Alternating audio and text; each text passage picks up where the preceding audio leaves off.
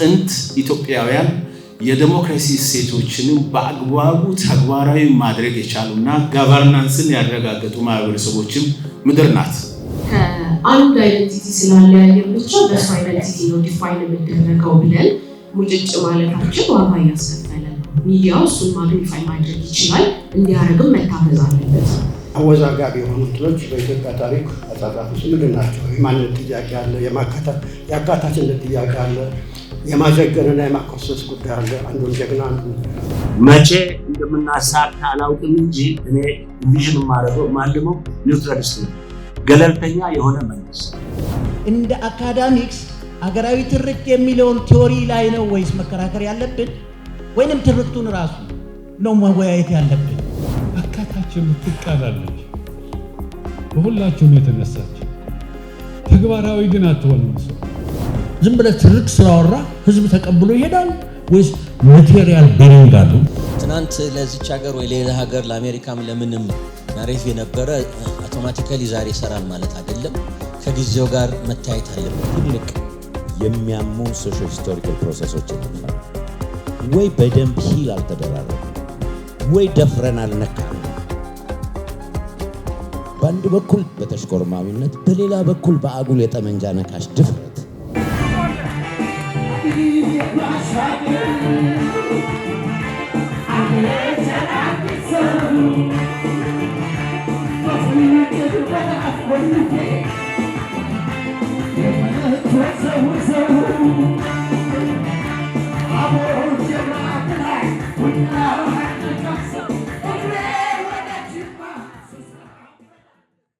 በጣም የተከፋፈለ ናሽናል ዲስኮርስ ባለበት ሀገር ውስጥ ምን አይነት ችግር ነው ህዝብና ሀገርን ሊገጥምና እንቅፋት ሊሆን የሚችል ነው። ያው እንደምታውቁኝ በታሪክ እዚህ ችግር አሉ አካል ስለሆነ አንዱ ፊታውራሪ ስለነበርኩ ምናልባት በደንብ እንረዳዋለሁ ብዬ ገምታለሁ። እንደዚህ ያለ ነገሮች በጣም አስፈላጊ ናቸው። መነጋገር በጣም አስፈላጊ ነው። ከዳያሎግ ውስጥ ብዙ ጥቅም ያላቸው ነገሮች ሊወጡ ስለሚችሉ እንደዚህ ያለ ዳያሎግ መቀጠል አለበት የሚል እምነት አለኝ ማለት ነው። ይህ ፍራግመንቴሽን ወይንም ክፍፍል ለአንድ ሀገር በጣም ትልቅ የሆነ ለእድገትም ለመንግስታዊ አስተዳደርም ህዝብ ለህዝብ ለሚደረገው መስተጋብርም ትልቅ እንቅፋት ነው የሚሆነው። ምክንያቱም አሁን ያለን ክስተት ስናይ መንግስትና ህዝብ ነው የምናየው ማለት ነው። ይሄ ሁለቱ አብሮ ካልሄደ፣ ሲንክሮናይዝ ካልሆነ፣ ኢምቤድድ ካልሆነ፣ ውስጥ ለውስጥ ካልተግባባ አንድ ሀገር ልታድግ አትችልም፣ ወደፊትም ልትሄድ አትችልም፣ ሰላሟም ሊረጋገጥ አይችልም። እና በቅድሚያ መረጋጋት አይኖርም። የወል ትርክት፣ የወል ዓላማ፣ የወል ህልም በሌለበት አገር ውስጥ መረጋጋት ሊኖር አይችልም። አስተዳደርም ከባድ ይሆናል ማለት ነው። ፊዚካል አስተዳደር ማለት ህዝብን መቆጣጠር ችግር ይሆናል። እንደገና ደግሞ የእድገት ፖሊሲዎችን፣ የፍትህ ፖሊሲዎችን፣ የካልቸር፣ የቋንቋ የተለያዩ ፖሊሲዎችንም ለመተግበር በጣም ችግር ይሆናል ማለት ነው። እና ይሄ ክፍፍል በሚኖርበት ጊዜ መነጋገር ይቆማል ማለት ነው። ኮሚኒኬሽን ይቆማል። አንዱ አንዱን አይሰማም፣ አንዱም ደግሞ ራሱን ብቻ ነው የሚያዳምጠው። ኮሚኒኬሽን ከሌለ ደግሞ የጋራ መግባባትም ሊመጣ አይችልም። ሌላው ደግሞ በጣም ኤክስትሪም የሆኑ ቪው ፖይንትስ ወይም ናሬቲቭስ በጣም ሌላውን የሚያገል ትርክትና አስተሳሰብ እየሰፉ ይመጣሉ ማለት ነው እና ክፍፍሉ ፈርዘር ስር እየያዘ ይሄዳል። ይሄ ሁሉ ሲሆን ደግሞ ትረስት መተማመን ኳንቲፋይ ለማድረግ ኪሎ ላይ የሚቀመጥ ነገር አይደለም። ግን በህብረተሰብና በአገር ጉዳይ ላይ በጣም ኢምፖርታንት አሴት ነው። ትረስት ከሌለ አንድ ወታደር በአገሩ ላይ በመሪው ላይ ትረስት እና እምነት ከሌለው ሊዘምት አይችልም፣ ሊሰዋ አይችልም። እና መሪን ለመከተል መሪም ደግሞ ህዝብን ለመስማት ቦዝ ዌይስ ነው። ከላይ ወደ ታች ብቻ ሳይሆን ከታችም ወደ ላይ ይሄ ትረስት እና እምነት በዜጎችና በመንግስት ላይ መተማመን እየጠፋ ይመጣል ማለት ነው። ይሄ ሲሆን ይሄ ሁሉ ይሆንና መጨረሻ ላይ አብረን የምንሰራው ነገር እናጣለን ማለት ነው። ኮሌክቲቭ የሆነ ሀገራዊ የሆነ ፕሮጀክቶች ቀርጸን ወደፊት ለመሄድ ትልቅ ችግር ያመጣል። ሄዶ ደግሞ ኮንፍሊክት ውስጥ ይገባና ያ የመጣ ኮንፍሊክት መንግስት እስከ ማፍረስ ድረስ ሊሄድ ይችላል። ስለዚህ ፍራግመንቴሽን ወይንም ዲቫይድድ ሶሳይቲ ወይንም መንግስትና ህዝብ ካልተዋቀረ ካልተገናኘ በስተቀር ሃይዌይ ከመንግስት ወደ ህዝብ ከህዝብ ወደ መንግስት ይሄ መንገድ ከሌለ ሄዶ ኮንፍሊክቱ የስቴት ኮላፕስ ሊያመጣ ይችላል። ሪስኮቹ ምንድናቸው? አደጋዎቹ ምንድናቸው? የሚለውን አንድ 5 ነጥቦችን ማንሳት ፈልጋለሁ። አንዱ ፖለቲካሊ ፖላራይዝድ የሆነ ሶሳይቲ ነው የሚፈጠረው። በቃ ኤክስትሪምሊ ዋልታ ረገጥ የሆነ አቋም ሪጀክሽንስት የሆነ አቋም ይፈጠራል ማለት ነው። ይህን በደንብ ነው የምታውቁት። በአንድ አካባቢ የሚካሄድ ጦርነት ሌላውን ያህል ፊል ያደርጋል። በአንድ አካባቢ የሚደረገው ሴሌብሬሽን ሌላው ጋር ፊል ያደርጋል። የሆነ የማይሆንበት ሁኔታ ሊፈጠር ይችላል። ይሄ ደግሞ ኢቨንቹዋሊ አሊኔሽን መገለልን ያመጣል ማለት ነው። መገለልን ስሜት ያመጣል። ሪስኩ አንዱ ይሄ ነው። ሁለተኛ ካምፖች በዚህ በፖላራይዜሽን በዋልታ ረገጥነት የሚፈጠሩት ካምፖች ራሳቸውን ከሌላው ኢንሱሌት የማድረግ ኮምፕሊትሊ የመዝጋትና የማጠር እና ለሌሎቹ ጆሮ ያለመስጠት ያለመስማት የራስን ካምፕ ብቻ ማጠናከር ሊትራሊ ካልቸር ይሆናል፣ ባህል ይሆናል፣ ወይንም ደግሞ የፖለቲካ መተግበሪያ ይሆናል ማለት ነው። በካምፖች መካከል ምንም አይነት ዲስከሽን እንዳይመጣ ያደርጋል። ይሄም ኢቨንቹዋሊ ፖላራይዜሽኑን ዋልታ ረገጥነቱን ማግለሉን በጣም እያጦዘው ይሄዳል ማለት ነው። ይሄ ሲሆን ኦብቪየስሊ ኮመን አንድ የወል ናሽናል ናሬቲቭስ የወል ትርክት የወል ዓላማ እንዳይኖረን ያደርጋል ማለት ነው። ይሄ ብቻ አይደለም። ሁለተኛው ደግሞ የሆነው የሶሻል ኮሄዥን የህዝብ ለህዝብ ግንኙነት ልክ እንደ ግሉ እንደ ማስቲካ ህዝብን የሚያስተሳስር ወገኔ ነው፣ ዘሬ ነው፣ የኔ ሀገር ሰው ነው የሚለው ስሜት በጣም እየቀነሰ ይሄዳል ማለት ነው። የሀገር ሰው ወገን ሰው አንድ ሀገር ሰው ብቻ ሳይሆን ሰው ይሆናል ማለት ነው። ይሄ በሚሆንበት ጊዜ የጋራ ማንነት እየጠፋ ይሄዳል። ቅራኔዎችና ክፍፍሉም ደግሞ በጣም ስር እየሰደደ ይሄዳል ማለት ነው። በዚህ በመሆን በዚህ ሂደት ውስጥ ያሉን ሶሻል ፋብሪክስ ያሉት አሴቶች ሁሉ እየቀነሱ ይሄዳል ማለት ነው። ሰውን ሲሰሙ ብዙውን ጊዜ ድሮ ይላል። ድሮ ጎረቤት አለ፣ ጓደኛ አለ፣ የትምህርት ቤት ተማሪ አለ፣ አስተማሪ አለ፣ ሚዜ አለ፣ አማች አለ፣ ብዙ ነገሮች አሉ። እነዚህ ሁሉ ህዝቡን የሚያቀራርቡ ናቸው። አሁን አዲስ አበባ ሲኖር ጎረቤትን አለ 7 ዓመት ነው። ኢትስ ቬሪ አንፎርቹኔት። አጥርም አልነበረም ሳድግ፣ አሁን አጥር አለ። ያው ትልቅ አጥር አጥሩም ላይ እንደውም ብረትም አለ።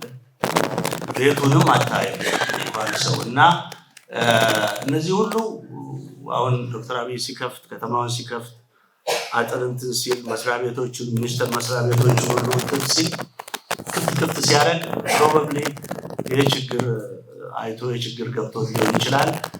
ኢንሱሌትድ ሆነናል። አጥር ሰርተናል። የባህል አጥር፣ የቋንቋ አጥር፣ የሰውነት አጥር ስለሰራን ይሄ ሁሉ ሄዶ የእኛን የጋራ የሚያስተሳስረንን ነገሮች እያበላሸ ይሄዳል ማለት ነው። ይህ ሲሆን እንደ ሰው ለሰው ማዘንም እየወደቀ ይሄዳል ማለት የሰው ሞት ቁጥር ነው የሚሆነው ማለት ነው። በገሌ ሞተ መባል ቁጥር ነው የሚሆነው። የድሮ ድንጋጤ የለም። እኛ ስናድግ አንድ ተማሪ ከክፍላችን ሲሞት አይከንቴሉ አንድ አመት ሀዘኑ ከኛ አይጠፋም። we always talk about that student አሁን ያ empathy the feeling towards human beings እየቀነሰ ስለመጣ ይሄን ሁሉ እንድናጣ ያደርገናል ማለት ነው። ከውስጣችን ሳናየው ሳናስበው እነዚህ ኢምፖርታንት የሆኑ ነገሮች እየወጡ ይሄዳሉ ማለት ነው። ስነ ስርዓት እናጣለን፣ ሶሻል ኖርምስ እናጣለን። እንደፈለጉ መናገር እንደውም እንደፈለጉ የሚናገሩ ሰዎች ፖፑላር ነው የሚሆኑት። በጣም ኤክስትሪሚስት የሆነ ሰው ፖፑላር ይሆናል። ሴንትሪስት የሆነ ሰው ደግሞ ወይ አድርባ ይባላል ወይ ጎበና ይባላል፣ የተለያየ ነገር ይባላል። እና ኤክስትሪም ስትወስድ ፖፑላሪስት ትሆናለህ። ፖፑላሪስት ለመሆን ደግሞ ሶሻል ኖርምስ የህዝቡን ባህልና የህዝቡን ማንነት መጠበቅ ግዴታ አይሆንበትም ማለት ነው። ይሄ ከግሎባላይዜሽን ጋራም ከዲጂታል ሚዲያም ጋር የተያያዘ ስለሆነ እነዚህ ባህላዊ ሴቶች ፖለቲካዊ ሴቶች ከጊዜ ወደ ጊዜ በጣም እየቀነሱ ይሄዳሉ ማለት ነው። ሌላው ደግሞ ለኛ በጣም ኢምፖርታንት የሆነው እንደምናውቀው ኦፍ ኮርስ እንደ አንድ በሰላም አብረን መኖር እንፈልጋለን። ሰላም ያላት ሀገር እንፈልጋለን። ዜጋ ለዜጋ ማሰብ አለበት። ሌላው ደግሞ የወል ፕሮጀክታችን የሆነው ኢትዮጵያ ውስጥ የዲሞክራቲክ ፕሮሰስ ዲሞክራሲ እና ተቋማቶች አሉ። እነዚህም የዲሞክራሲ አሴት ወደ ኢትዮጵያ ላይ ለመተግበርና ኢንስቲትዩሽኖች ደግሞ በደንብ እንዲሰሩ ለማድረግ ፍራግመንትድ የሆነ ዲስኮርስ ካለ የተለያየ ዋልታ ረገጥ የሆነ አስተሳሰብና ባህል ካለ ዲሞክራሲም ባይተዋር ሆኖ የሚቆየው ተቋማቶችም ደግሞ ህዝቡን በደንብ ሊያስተናግዱ አይችሉም። አንደኛ ተቋማት ካፕቸር ነው የሚሆኑት። ዲቪዥን ባለበት ሀገር ውስጥ የሆነ ግሩፕ ተቋማትን ካፕቸር ያደርጋል። ለራሱ ግሩፕ ብቻ ነው ሰርቪስ ካተር የሚያደርገው ማለት ነው። እና ዲቫይድድ ካልሆን ግን እነዚህ የወል ኢንስቲትዩሽኖች የግል አይደሉም። ልክ እንደ ኦክሲጅን፣ ልክ እንደ ውሃ፣ እንደ ትምህርት፣ እንደ ጤና የዚህ ፐብሊክ ጉድስ የሚባሉት ነገሮች የሁላችንም ከድሃ እስከ ሀብታም እነዚህ ነገሮች አንድ ሀገር ውስጥ ከዶን እንደ ዜጋ የማግኘት መብት አለን ማለት ነው። ከተከፋፈልን ግን እነዚህ መብቶችም ማስጠበቅ አንችልም። ሌላው ኦፍ ኮርስ እንግዲህ መግቢያ ላይ ነግሬያችኋለሁ። ይሄ ሁሉ እንዴት ነው የመጣው የምትሉት ኦፍ ኮርስ በፖለቲካል ኮንቴስቴሽን በፖለቲካ ሽሚያና በፖለቲካ ውድድር አንዳንድን ጭቆና ባለበት ሁኔታ ኢሊት ይህንን ኢንስትሩሜንታላይዝ አድርጎ ሰርቶ በደንብ ቀስቅሶ መሳሪያ አድርጎ ዲቪዥኖችን ኤክስፕሎይት የሚያደርግበት ሁኔታ ሊመጣ ይችላል። ሌላ ጊዜ ደግሞ ለውጥ ለማምጣት ሊጠቀምበት ይችላል። ሪስክ ካለ ኢንስቲትዩሽኖች ኒውትራል ካልሆኑ ለሁሉም ክፍት ካልሆኑ ሁሌ ምን ይፈልጋል? ድጋፍ ይፈልጋል። ድጋፍ ስለሚፈልግ ሁሌ ፓትሮኖቹን አይተውም ማለት ነው። በዲቪዥን ላይ ነው የእሷ መኖር ሊኖር የሚችለው። ስለዚህ ኤሊትስ ባይ ላርጅ ሪሶርስ እና ፓወር ላይ ኮንቴስት ሲያደርጉ ይህንን ኢንስትሩሜንታላይዝ የማድረግ ሁኔታ አለ። ኢንክሉሲቭ ገቨርነንስ ሁሉን ያካተተ የመንግስት ስርዓትና ሁሉም የሚሳተፍበት ሁኔታ እንዳይኖር ሊያደርግ ይችላል። ኦብቪየስሊ እንደምታውቁት በተለያየ ጊዜ ሀገራችን ውስጥ ብዙ ኮንፍሊክቶች እና ቫዮለንሶች ተካሂደዋል። ይህ ሁሉ የሆነው አንድ የዲሞክራቲክ ሲስተም ስለሌለን ነው፣ ጭቆና ስለነበረን ነው። እንደገና ደግሞ ያለንን ኢንስቲትዩሽን በስነ ስርዓት ማስተዳደር ስላልቻል ነው። ሌላው አሁን በጣም ገኖ የመጣው ተይሙላ እንዳለችው ዛሬ ሰው ቲቪ አይፈልግም፣ ሬዲዮ አይፈልግም፣ ቴሌፎን አለው፣ ከፈለገም ኦንላይን ይሄዳል። ኤዲቶሪያል የለም። አሁን ሬዲዮ፣ ጋዜጣ፣ ቲቪ ኤዲቶሪያል አለ እና በተቻለ መጠን ቤተሰቡን ፍላጎት ባንጸባረቀ መልኩ ነው የሚወጣው። አሁን ማንም ሰው ዲጂታል ሚዲያ ላይ ወጥቶ ሄት ስፒች ዲሲሚኔት ሊያሰራጭ ይችላል። ይሄ ደግሞ ስፔሻሊ በጣም በተከፋፈለ ህብረተሰብ ውስጥ በጋዝ መጨመር ማለት ነው፣ በእሳት ላይ ጋዝ መጨመር ማለት ነው። ፈርዘር ዲቪዥኑን ያቀጣጥለዋል። ከዋሽንግተን እስከ አዲስ አበባ ድረስ የዚህ ኢትዮጵያ እና ኢትዮጵያ ህዝብ የዚህ ሰለባ መሆናችንን ሁላችሁም ታውቃላችሁ ማለት ነው እና ትልቅ ሪስክ አለው ማለት ነው። ግሩፖች ደግሞ ኮምፕሊትሊ የራሳቸውን ክለብ የራሳቸውን ማንነት ለማስረገጥ ለማስወገድ ለማስወሰድ ፈርዘር ኢንትሬንችድ እየሆኑ እየከረሩ ነው የሚሄዱት ማለት ነው። ዲቪዥን ባለበት ሁኔታ ውስጥ ከሄት ስፒች አልፎ ሞኖፖሊ ኦፍ ቫዮለንስ ስቴት ነው ያለው።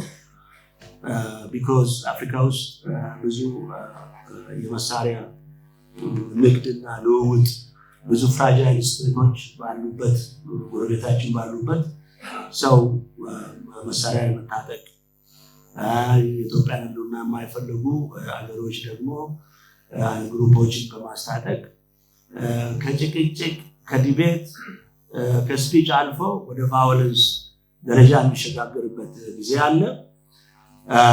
እንዳልኩት አልቲሜትሊ የሀገር አንድነት የሀገርና የመንግስት የህዝብ ጥሩ ግንኙነት የምንፈልገው ለአንድነት ነው። ኢፌክቲቭ ገቨርናንስ በጣም ውጤታማ የሆነ መንግስት እንዲኖር ነው። ሪሶርስ ዩዝ አብዛኛው ብዙ ኮንፍሊክት መቼም ኦቨር ዘ ስቴት ሪሶርስ ነው የሚመጣው። ፐብሊክ ሄልዝ፣ ኤጁኬሽን፣ አርባን ሩራል ፖሊሲ፣ ኢንቫይሮንመንታል ኢሹ ላይ ሁሉ የጋራ አቋም እንዲኖረን እንቅፋት ይሆናል።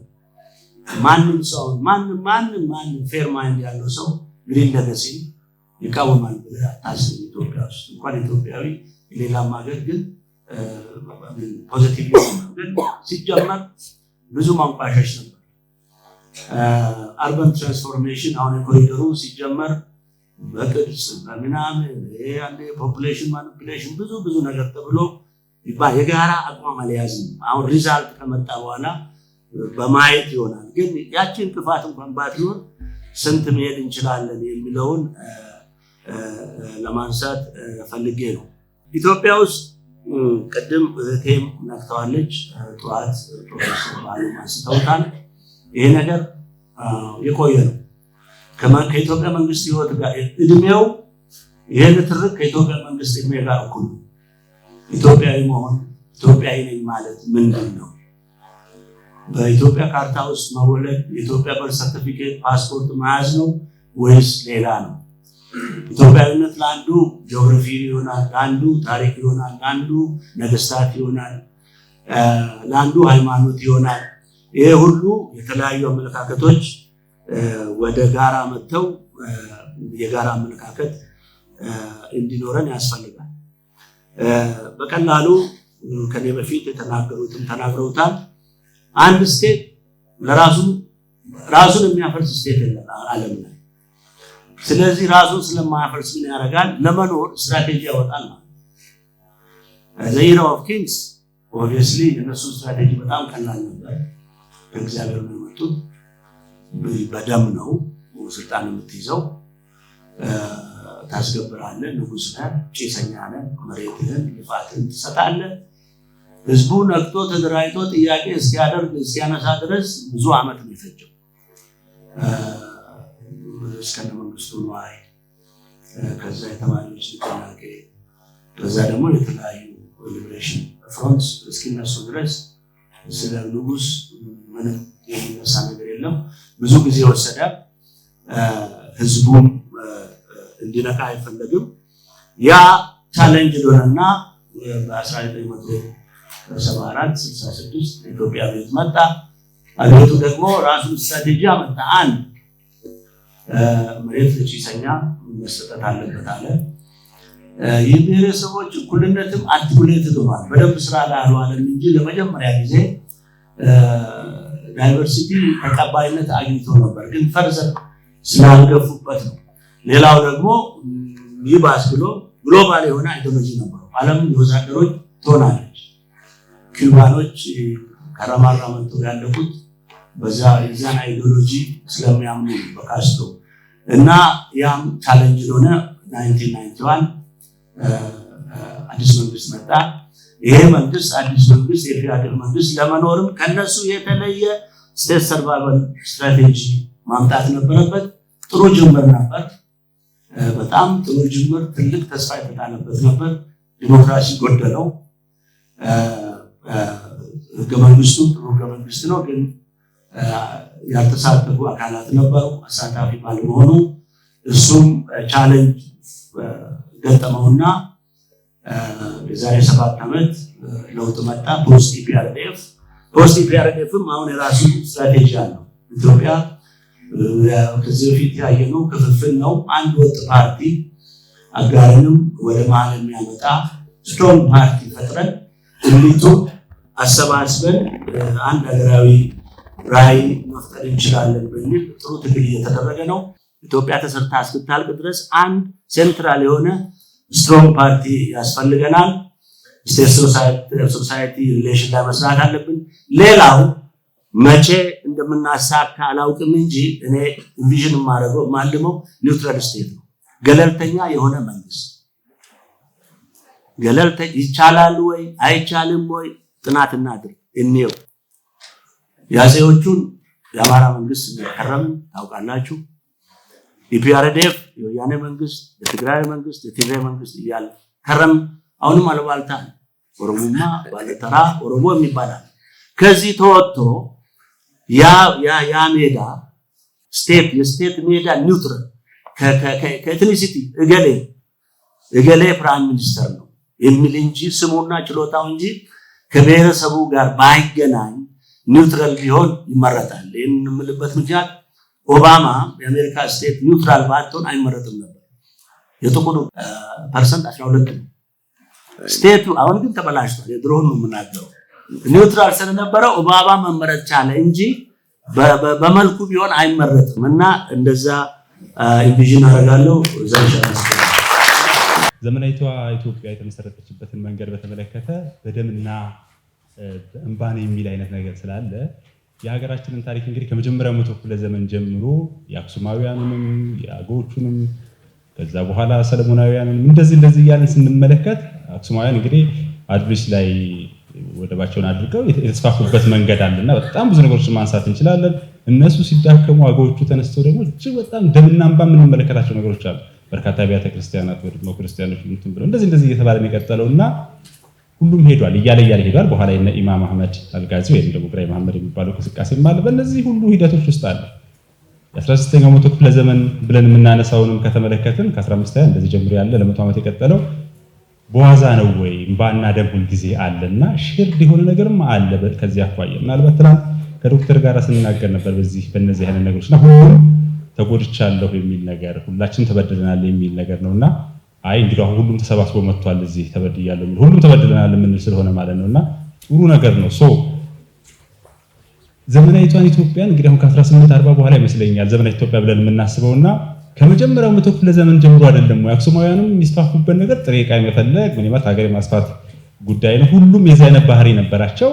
ምናልባት የ16ኛው መቶ ክፍለ ዘመን ብለን የምንለው እስከ ባሬንቱ ድረስ የተሄደበት ባሬንቱ የኦሮማ ሁለተኛው ልጅ ነው። ቦረናና ባሬንቱ እንግዲህ ሉክ ኤርትራ አሁን እዛ ድረስ አለን። ይሄ ሁላ ነገር የመጠቅለል አይደለም ወይ እና ኢትዮጵያን አንዴ ማድረግ አይደለም እና ይሄ የለንም ወይ የሚለው ነገር እንደው ሐሳብ ማስተያየት እንድትሰጡበት ብዬ ነው። አመሰግናለሁ። ይሄ ትርክት የሚባለው ኖሽን አዘ ኮንሰፕት ኤፒስቴሞሎጂካል ፋውንዴሽን አለው ወይ?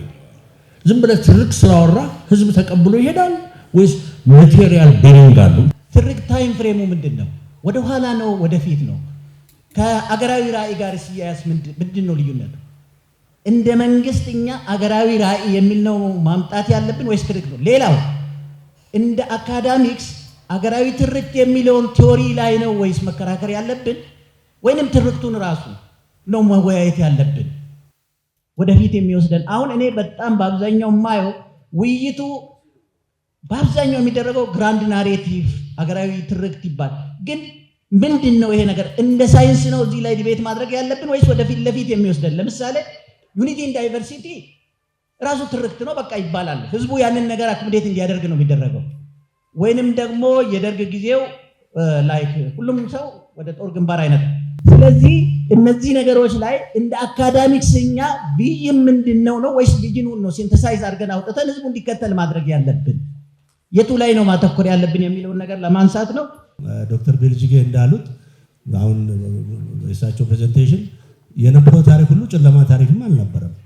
ምን አሁን ችግሮችን ነው ፎከስ ያደረኩት፣ እሳቸው ፖዚቲቭ አስፔክት ላይ ነው ፎከስ ያደረጉት። ይህንን ማገናኘትና የጎደለውን መምላት ነው እና ዜሮ አይደለም። እርሶም የአክሱምን አንስተዋል እና ትልቅ ነገር አለ። ለምሳሌ አድዋ በ1896 ማርች 1 እና ማርች 2 ነው ጦርነቱ የተካሄደው። ያ እንግዲህ አድዋ ታውቃላችሁ አጨቃጫቂ ነው። አንደኛ ለምንድን ነው እስከ ባህሩ ድረስ አሉላ አባ ነጋ ያሉት የኢትዮጵያ ዳር ድንበር ቀይ ባህር ነው ያሉት፣ ለምንድን ነው አልተካሄደም?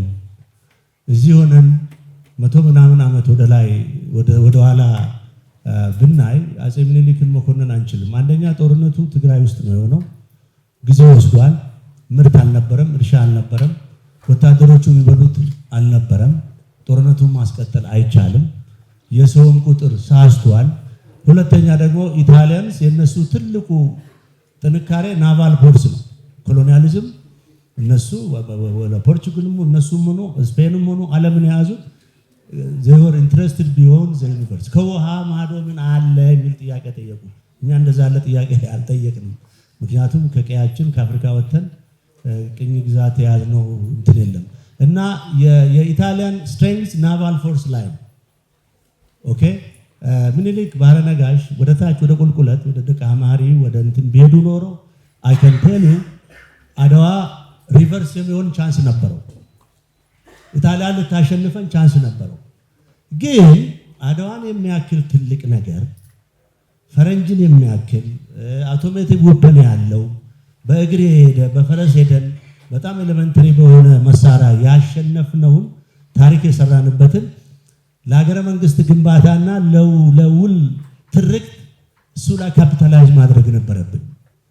ኢትዮጵያ ነፃነቷን ማርች 1 ስትጎናጸፍ የጣሊያን መንግስት እንደፈረሰ ታውቃላችሁ አይደል? ፍራንሲስኮ ክሪስፒ ሪዛይን ነው ያደረገው። ኢትዮጵያ ውስጥ የተገኘ የጣሊያንን መንግስት አድዋ became a factor to undo the Italian state። ኋላ ነው ተመልሰው መንግስት ሪኮንስቲቱት ያደረጉት። ኢማጂን እንግዲህ ወደ ኋላ ወደ መውቀስ ትምህርታቸውን የንጉሶቹን ትምህርት ማየት አለብህ፣ ብዙ ነገር ማየት አለብህ። አንዱ ሉዝ ያደረግነው በአድዋ ላይ ካፒታላይዝ ማድረግ ነው። ሌላው ሆነስትሊ ስፒኪንግ ዶክተር ገረፋማ አንስቶታል። ይሄ ነገር ሶሉሽን ማግኘት የሚችለው የመንግስት ባህሪ ነው። ይሄን ነገር የሚወስድ ያለው መንግስት ለህዝቡ ምን ያደርጋል? ሪሶርሱን እንዴት ያካፍላል? ዲሞክራሲ አለ ወይ? ኢኳል ኦፖርቹኒቲ አለ ወይ? ዶክተር አረጋዊ እንዳሉት አካታች ነው ወይ? ሌሎቹ ሰብ ነው የሚሆኑት። አምገዳ ሌላ ላይ የሚጫንበት ምንም ምክንያት የለም። አፍቱ ቢ ኦነስት ወደ ኢትዮጵያ ያሳድገ ነው አንተ ሙሰድ አይ ዶንት ቲንክ ሶ። ሰብ አይደንቲቲ ነው። ገዳ ሰርቭ የሚያደርገው አንድ ብሔረሰብ ብቻ ለኦሮሞ። ሌሎቹ ተሞክሮ ከሱ ሊወስዱ ይችላል፣ ከሱ ሊማሩ ይችላሉ እንጂ አሁን ሀገራዊ ትርክት እናደርገዋለን። ሞክሩ፣ ግን እኔም ቮት አታገኙ። ግን ሌላ አለን ይኖረናል ያልኩት አድዋ አንድ ነው። ረጅም ታሪክ አለን። በማራቶን የታወቅንን ብሬቭ ነው። ኦኬ ኮሪያ ላይ አንድ ኢትዮጵያ አልተማረከም።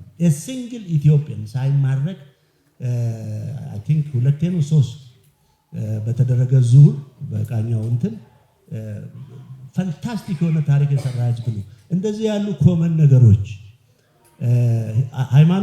ሃይማኖት ከፐብሊክ አፌር መውጣት አለበት ኮምፕሊት።